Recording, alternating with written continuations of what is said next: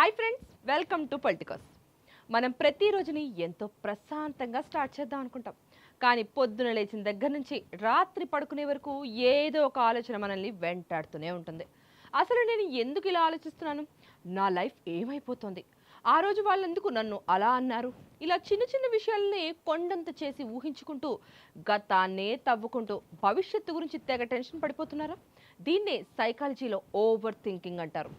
ఈ రోజుల్లో ప్రతి 10 మందిలో 8 మందిని వేధిస్తున్న అతిపెద్ద సమస్య ఇది. మరి మనశ్శాంతిని దూరం చేసే ఈ మానసిక సుడిగుండ నుంచి ఎలా బయటపడాలో టాప్ సైకాలజీ నిపుణులు చెప్తున్న కొన్ని అదిరిపోయే సీక్రెట్ టిప్స్ ఈ రోజు మీ అందరి కోసం మన వీడియోలో చూసేద్దాం. స్కిప్ చేయకుండా లాస్ట్ వరకు చూసేయండి. మరి మనం అసలు ఓవర్ థింకింగ్ చేస్తున్నామా లేదా అనేది ముందుగా గుర్తించడం చాలా ముఖ్యం. మీ మైండ్ ఏదైనా సమస్యకు పరిష్కారం వెతుకుతోందా, లేక సమాధానం లేని ఒక ఆలోచన చుట్టూ అదే పదిగా తిరుగుతోందా?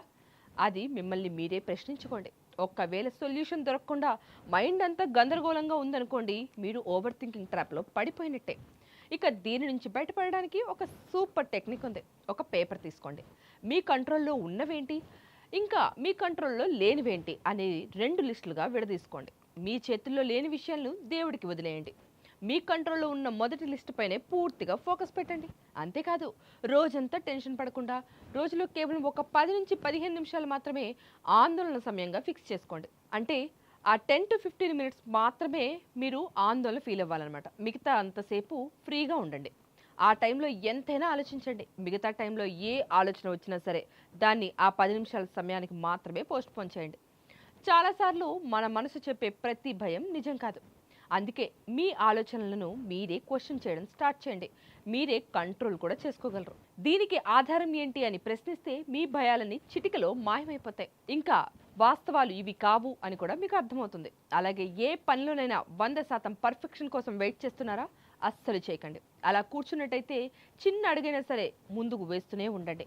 అలా కూర్చుంటే ఎప్పటికీ మీరు ముందడుగు వేయలేరు. కూర్చుని ఆలోచించడం కంటే ప్రాక్టికల్గా పని స్టార్ట్ చేయడం వల్ల ఆందోళన సగం తగ్గిపోయినట్టే.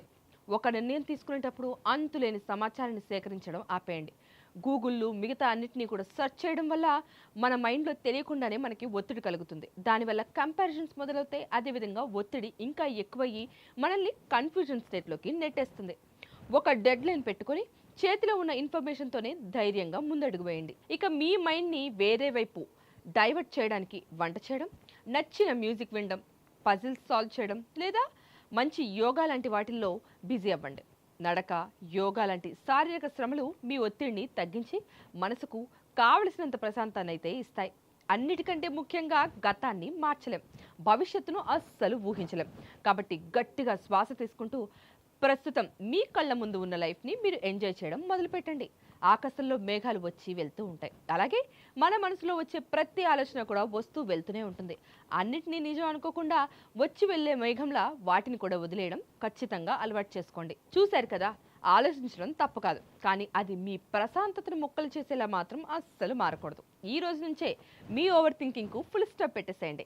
ఈ టిప్స్లో మీకు ఏది బాగా నచ్చిందో కింద కమెంట్ సెక్షన్లో మాతో షేర్ చేసుకోండి. ఈ information me friends and family మెంబర్స్కి కూడా ఎవరికైనా హెల్ప్ అనిపిస్తే ఖచ్చితంగా షేర్ చేయండి. వెంటనే వారి దగ్గర నుంచి మీ అభిప్రాయాలు కూడా తెలుసుకోండి. వీడియో నచ్చితే లైక్ చేయడం, అలాగే మన ఛానల్ను సబ్స్క్రైబ్ చేసుకోవడం అస్సలు మర్చిపోకండి. బెల్ ఐకాన్ని కనుక క్లిక్ చేసినట్టయితే ఇలాంటి మరిన్ని ఇంట్రెస్టింగ్ వీడియోస్ మీ ముందుకు వచ్చేస్తాయి. Thank you so much for watching. Keep smiling. Take care. By by. Please subscribe to the channel and download the Politicos app from the links in the description.